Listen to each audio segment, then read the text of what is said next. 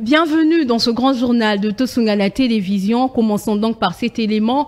Le Premier ministre Jean-Michel Samalou Kondé a obligé et recommandé aux ingénieurs qui sont dans le site qui construisent les aires de jeu pour loger le 9e jeu de la francophonie d'accélérer les travaux à 6 mois du coup d'envoi. Reportage Guilain Kachoko et Patrick Lokala.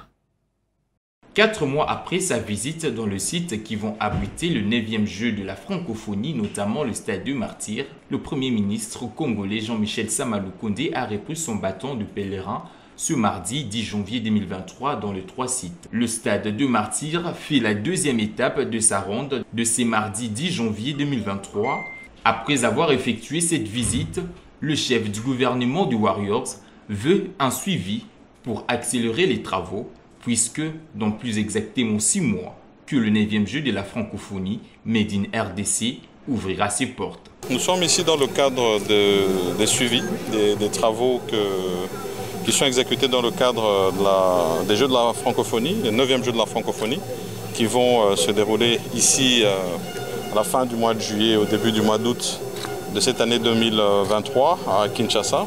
Ce sont des jeux que nous avons voulu accueillir selon la volonté de son Excellence Monsieur le Président de la République pour non seulement le rayonnement de la francophonie dans ce pays qui est finalement le plus grand pays francophone du monde, et puis à côté de cela avoir cette grande fête de la jeunesse, surtout dans ce message d'espoir que nous devons donner indépendamment de tous ces défis sécuritaires que nous avons particulièrement à l'est de la République démocratique du Congo. Nous étions ici au mois d'octobre de l'année passée et nous avions promis de faire un suivi sur les travaux qui doivent s'exécuter. Nous avons fait aujourd'hui 2 sites principaux, le site Tata Raphaël ainsi que le site de Stade des Martyrs, qui vont accueillir plusieurs disciplines qui vont se dérouler dans le cadre de ces Jeux. Et d'autres sites bien sûr restent à visiter. De ce que nous avons vu, nous estimons qu'il faut encore accroître non seulement le suivi technique, mais surtout le suivi financier des travaux qui doivent s'exécuter de manière à ce qu'on puisse être dans les délais. Signalons que les 2 grands sites seront utilisés pour les disciplines sportives retenues, le stade Tata Raphaël et le stade de Martyrs, des sites pour les logements des athlètes, entre autres l'université de Kinshasa, l'enceinte de l'inspection provinciale de la police nationale IPEKIN avec le bâtiment construit dans le cadre de la coopération agence japonaise et la police nationale congolaise.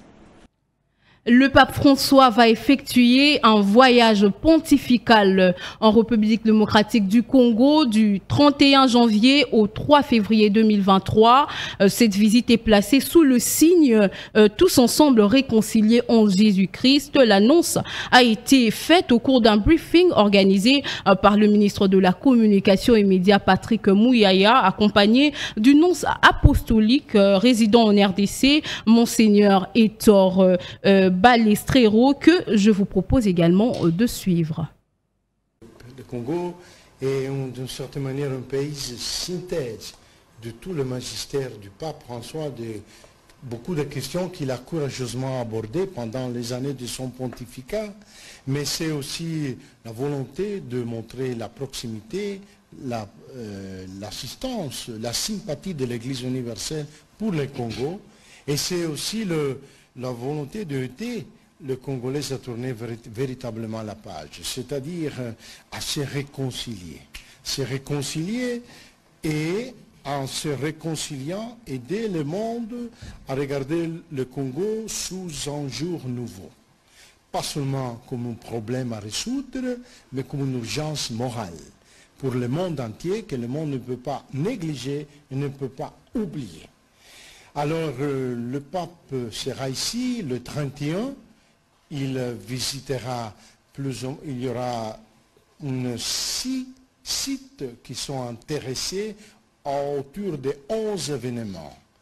Les sites seront commencer le palais de la Nation, où le pape se rendra à visiter le président de la République, et après on rencontre avec lui, il y aura une rencontre avec toujours le 31, avec les représentants des institutions du pays, les représentants de la société civile et du corps diplomatique. Le jour suivant, il y aura la messe, la grande messe en Ndolo, à laquelle je invite d'ores et déjà tout le monde à venir à participer pour écouter le pape. Au total, 6 sites sont en train d'être aménagés dans la province de Kinshasa pour accueillir les 11 événements retenus pour la visite du pape François. L'information émane du coordonnateur des travaux, Jésus-Noël Tchéké, que je vous propose également de suivre. Toutes les options sont prises en compte pour faire de cette tribune une tribune fonctionnelle. Et en dehors de ces 30 zones et une particularité également pour permettre l'accès facile et la sortie facile au niveau d'Ndolo, nous avons mené une étude pour qu'en 17 minutes, en cas d'évacuation, que toutes les personnes qui seront sur le site d'Ndolo puissent être en mesure de quitter le site parce qu'il y a l'aménagement de 34 voies d'accès et chaque entrée représente plus ou moins 16 mètres de longueur en termes d'accessibilité. Donc c'est un certain nombre de dispositions qui ont été prises aussi bien pour faciliter la scénographie en termes de mouvement de ceux qui vont être sur les sites et chaque zone est séparée des allées de moins 10 mètres. Donc ce qui permettra à la Papa Mobile de sa sainteté les papes de pouvoir circuler à travers les sites afin de communier, de saluer tous les fidèles sur les sites. En dehors du site d'Ndolo, il y a les sites du Stade des Martyrs dont l'aménagement a commencé aujourd'hui. Déjà depuis ce matin sous la pluie, l'aménagement de ces sites a démarré. Le Stade des Martyrs va accueillir non pas la messe, mais la rencontre d'abord avec les jeunes pour les deux. Mais bien avant ça, les premiers, au même moment que le pape célébrera la messe au niveau d'Ndolo, le site des Stades des Martyrs va être utilisé comme étant une fan zone pour accueillir les trop-pleins du monde qu'on ne pourra pas accueillir au niveau d'Ndolo. Donc toutes les dispositions ont été prises pour non seulement aménager une dizaine d'écrans au niveau du Stade des Martyrs, mais aussi une tribune d'animation et bien d'autres éléments prévus pour la prise en charge du public. Il y a également les sites de la cathédrale Notre-Dame du Congo. Ceux qui ont eu l'occasion de visiter récemment la cathédrale en son intérieur, la cathédrale a été complètement rénovée en changeant d'abord le sol qui a été complètement remplacé par du marbre et il y a également des aménagements qui se font au niveau de la cathédrale et aujourd'hui, au moment où nous parlons, les travaux sous la supervision de la CGT au niveau de la cathédrale a atteint 95% et au plus tard les 15%, donc les travaux de la cathédrale pourra déjà être remis. Il y a également les travaux au niveau de la Senco et au niveau de la Senco, nous sommes aussi à 80%. Donc là, vous voyez sur les images, vous voyez comment la salle de la Senco va être aménagée. On est déjà à 80% de gros travaux. Et le week-end ici, nous allons entamer les travaux de finition et d'embellissement. Donc en début de semaine prochaine, la salle de la Senco pourra également être livrée. Sachez que le ministre de l'Enseignement primaire, secondaire et technique, Tony Mwaba, a présidé le lundi 9 janvier 2023 à l'hôtel Béatrice de Kinshasa la première réunion du cadre de concertation permanente entre les représentants légaux des confessions religieuses, signataires de la nouvelle convention scolaire et le ministère de l'EPST. Reportage. Le gouvernement congolais, à travers le ministre de l'Enseignement primaire, secondaire et technique, a mis en place un cadre de concertation permanente sur la gestion des écoles dans le but de la pérennisation et de la consolidation de la gratuité de l'enseignement. Le ministre tutelle Tony Mwaba a présidé la première réunion de ce cadre de concertation avec les représentants légaux des confessions religieuses. Parmi ses objectifs, Tony Mwaba figure la réussite parfaite de la gratuité de l'enseignement primaire, qui est le programme phare du premier quinquennat du président Félix Tshisekedi. La lutte centre les antivaleurs dans les milieux scolaires, la question de la viabilité des infrastructures scolaires. Nous nous sommes réunis dans le cadre d'une commission que nous avons mise en place, qui n'est rien d'autre que le cadre de concertation permanente entre les ministères et les confessions religieuses qui ont reçu mandat en vertu duquel les écoles leur ont été confiées pour gestion et administration.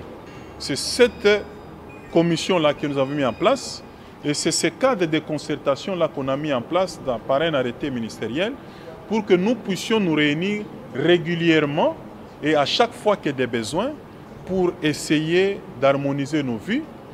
Et c'est également une occasion de partager avec eux les objectifs du gouvernement dans notre sous-secteur, la pérennisation et la consolidation de la gratuité, la lutte contre toutes sortes d'antivaleurs dans notre sous-secteur et d'autres questions qui tiennent aux mesures d'accompagnement de la gratuité.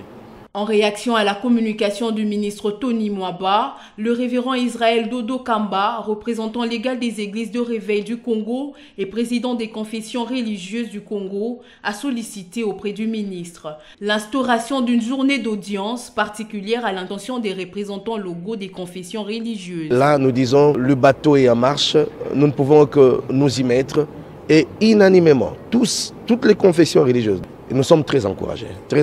Nous l'encourageons, nous le soutenons, nous demandons au gouvernement de mettre les choses en marche.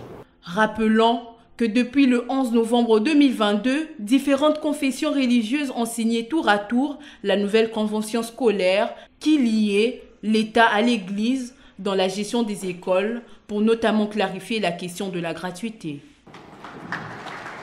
Le président du Rwanda, Paul Kagame, a estimé le lundi 9 janvier 2023 dans un discours devant les parlementaires que le Rwanda ne pouvait pas continuer d'accueillir les réfugiés congolais en étant insultés en réponse aux accusations de soutien de Kigali à la rébellion du groupe armé, le M23 à l'est de la République démocratique du Congo. Suivez. Cherchons l'occasion de se voiler d'une robe blanche après des multiples preuves affirmant son soutien aux troupes rebelles qui sèment la terreur dans la partie est de la RDC. Paul Kagame, président du Rwanda, a au cours d'un discours devant les parlementaires rwandais laissé entendre que son pays ne va plus accueillir des réfugiés venant de la République démocratique du Congo. We cannot keep being host. Nous ne pouvons pas continuer d'accueillir des réfugiés pour lesquels plus tard nous sommes tenus pour responsables d'une manière ou même insultés.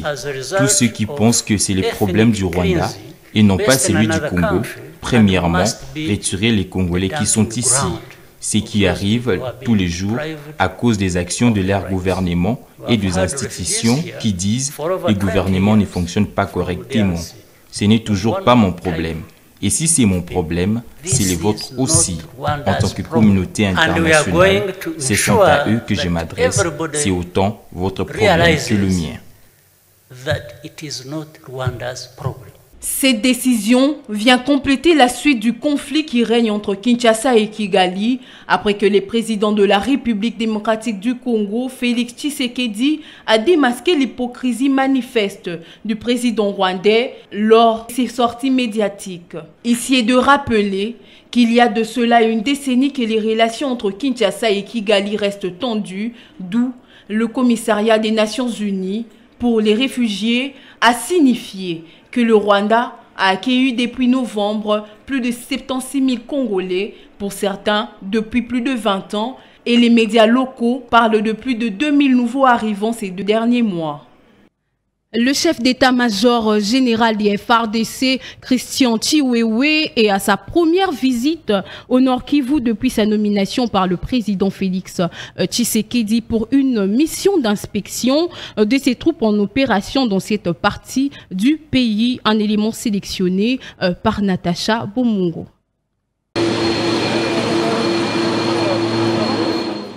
Arrivé à Goma ce mardi 10 janvier 2023 du chef d'état-major général des forces armées de la République démocratique du Congo FARDC, le lieutenant-général Christian Chiwewe indique être venu dans une visite d'inspection de ses troupes dans cette partie opérationnelle. Je suis en visite, n'est-ce pas, de mes unités, donc je dois contrôler mes unités. Nous sommes pendant les opérations, je suis là pour ça. Merci. À l'aéroport international de Goma, le chef d'état-major général des FARDC a été accueilli par les gouverneurs du Nord Kivu Kivu, Constant Dima Kongba, les commandants de la 3e zone de défense, Marcel Mbangou, les commandants de la 34e région militaire, John Pezo, ainsi que d'autres officiers supérieurs et généraux des FARDC et de la PNC présents ici à Goma. Et rappelons que le nouveau chef d'état-major général des FARDC, Christian Chiwewe, est à sa première visite ici au Nord Kivu depuis sa nomination à ce poste par le président de la République, Félix-Antoine Tshisekedi Tshilombo, il y a peu. À noter que le Nord Kivu fait face à l'invasion des troupes rwandaises qui sèment mort et désolation en territoire de Rutshuru et de Nyiragongo depuis plusieurs mois. Toujours au Nord Kivu, l'opération d'enrôlement démarre le 16 janvier 2023. L'information vient de la CENI qui a été annoncée dans une réunion avec le comité provincial en présence du gouverneur de la ville, Constant Dima. Suivez le compte rendu avec le porte-parole du Nord Kivu, le lieutenant Guillaume Djiké. Il s'est tenu ce lundi 9 janvier 2023 dans la salle de réunion du gouvernorat des provinces sous la présidence de son Excellence, Monsieur le gouverneur militaire, le lieutenant général Dima Kongba Constant, une réunion extraordinaire du comité provincial de sécurité élargie à la délégation de la CENI venue de Kinshasa avec à sa tête le docteur Manara Linga Didi, deuxième vice-président.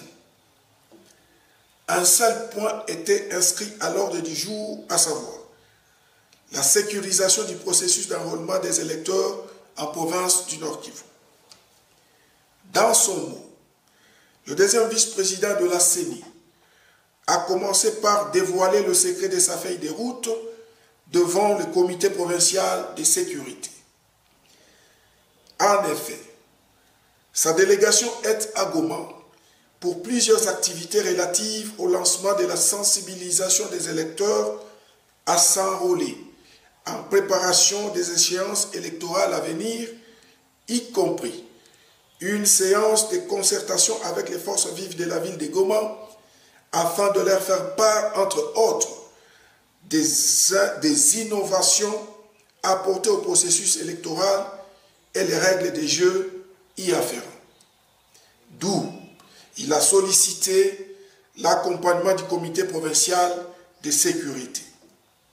En outre, il a fait part au comité de la préoccupation de la CENI par rapport au déploiement futur des matériels de la CENI dans les zones sous occupation de M23/RDF. Prenant la parole à son tour, le gouverneur militaire a commencé par rassurer la délégation sur l'appui. La police nationale congolaise a mis en exécution depuis le lundi 9 janvier 2023 le mot d'ordre lancé par le gouverneur de la ville-province de Kinshasa, Jean-Tiningo Bila, celui de déguerpir les marchés pirates et les vendeurs ambulants le long des grandes artères de la ville. Suivez Trinidad Acha et Bouba Loutadila.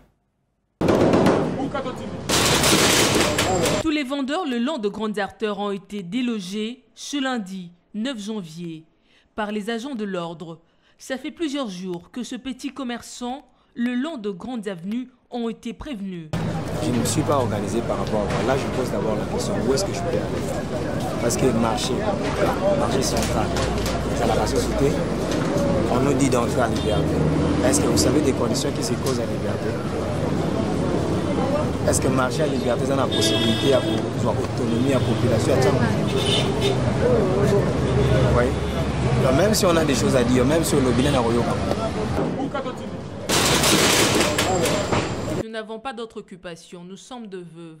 Comment allons-nous survivre? Que le chef de l'État, Félix-Antoine Tshisekedi, nous vienne en aide. J'ai 5 enfants. Mon mari n'a pas de revenus. Je viens ici pour subvenir aux besoins de la famille. Certains parmi les avertis ont fait sourde oreille à cette décision prise par l'autorité urbaine lors d'une grande réunion qui a eu lieu à l'hôtel de ville de Kinshasa. Avant ce déguerpissement, on les avait déjà prévenus que toute personne doit regagner le marché pour ses activités. Et donc, aujourd'hui, l'essor s'est acharné sur eux. Ce n'est pas la faute des autorités de tutelle. C'est une bonne décision, car dernièrement, il y a eu un accident grave à cet endroit. Les Congolais est souvent têtus ils n'écoutent qu'avec la menace. C'est bien d'appliquer des mesures fortes, mais il faut aussi trouver des solutions pour ces familles qui n'ont que ces activités pour survivre. Gouverner, c'est prévoir. Le bourgmestre de la commune de Kimbantseke, Janon Kanon Larose, a échangé avec sa population le samedi 7 janvier 2023 au vu de multiples défis que compte relever le numéro 1 de cette municipalité, Stéphane Moutipaï et Franck Mongata. C'est dans une ambiance bon enfant que les hommes et femmes de la commune de Kimbantseke se sont réunis autour du bourgmestre de leur municipalité, Janon Kanon Larose. Question de le remercier pour ses actions posées dans la commune de Kimbantseke, parmi lesquelles le travaux d'assainissement de différentes emprises publiques et les grandes artères de cette commune qui s'inscrivent dans le cadre de l'opération Kinbopeto initiée par les premiers citoyens de la ville, Jontiningo Bilambaka. Les habitants de sa commune n'ont pas manqué de mots pour exprimer leur joie au vu des actions menées par le numéro 1 de cette municipalité.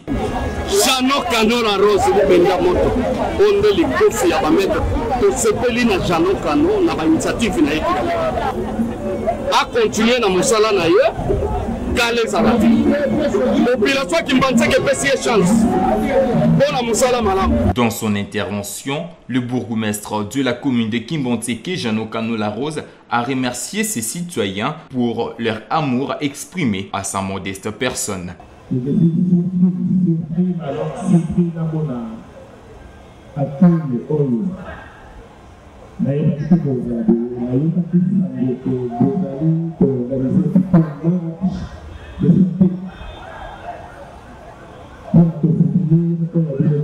Au terme de ces échanges, une marche de santé a été organisée de la maison communale de Kimbantseke comme point de départ et l'avenue Njoku comme point d'arrivée.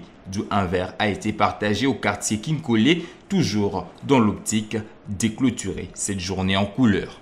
Et puis cette brève, le trafic entre Goma et Rutshuru est carrément suspendu. Une situation causée par les pluies diluviennes qui se sont abattues sur cette zone le 6 janvier dernier et qui ont provoqué la coupure de la route au niveau de Nyahanga dans le nord Kivu. Le calme est revenu au nord dans la commune de Rutshuru, Kiwanja, dans le territoire de Rutshuru, après que des fortes détonations en armes lourdes et légères ont été entendues entre 5h et 6h du lundi 9 janvier 2023. Les détails avec Natacha Bomongo. Des sources, notamment de la société civile, ont indiqué qu'il s'agissait d'un assaut de rebelles du M23 sur une position de combattants FDLR à Kassali, à environ 500 mètres du poste de Mabenga, le long de la rivière Rutshuru. C'est en allant vers Kazaro, dans la chefferie de Bwito, en plein parc national de Virunga. Ces fortes détonations, qui étaient également entendues par les habitants de Kiwanja et ses environs, ont occasionné une psychose dans la population. Des agriculteurs qui voulaient se rendre dans les champs vers le nord à Kaunga, Kalindi et au nord-est vers Kakono ont eu du mal à accéder dans ces milieux suite à la peur. C'est vers 7 h du matin que certains ont décidé ainsi de prendre la direction de cette partie pour l'exercice des activités champêtres, pendant que la commune de Rutshuru-Kiwanja, les activités sociales et économiques se déroulent à la normale. Dans la commune de Mongafula, l'entrée de la route allant vers Kimwinzagar est inondée d'eau des pluies suite à un manque d'entretien des caniveaux, empêchant l'évacuation des eaux usées des pluies. Les habitants de ce coin déplorent l'état embarrassant de cet axe routier. Jocelyne Mwanda. Après la pluie vient le beau temps, ce qui n'est pas le cas pour cette population habitant le long de l'entrée de la route Kimwinza jusqu'à la gare dans la commune de Mongafula. Cet axe routier subit une inondation due à un manque d'entretien de caniveaux érigés le long de la route secondaire, caractérisée par la présence des immondices, cela empêchant la circulation des eaux usées de la pluie. Une situation qui laisse à désirer pour les habitants de certains quartiers environnants, qui pour eux ne remplaçant pas les bonnes conditions de vie humaine. Nous sommes butés à une difficulté énorme. Moindre petite pluie, cette route est pleine d'eau et nous avions ici affaire à un lac. Il faudrait donc déboucher le caniveau pour permettre une bonne canalisation d'eau. L'assainissement du milieu, entre autres des carnivores, étant la première préoccupation de la population vivant ce coin, celle-ci a en ce sens lancé un appel aux autorités afin de remédier à cette situation. Il n'y a pas d'assainissement et les immondices ont bouché le caniveau. Pendant que nous sommes entourés des institutions publiques, nous lançons vraiment un appel au gouverneur de la ville, bourgmestre de la commune de Mongafula, afin de trouver une solution à ces problèmes. C'est la fin de ce journal. Merci de votre fidélité. Au revoir.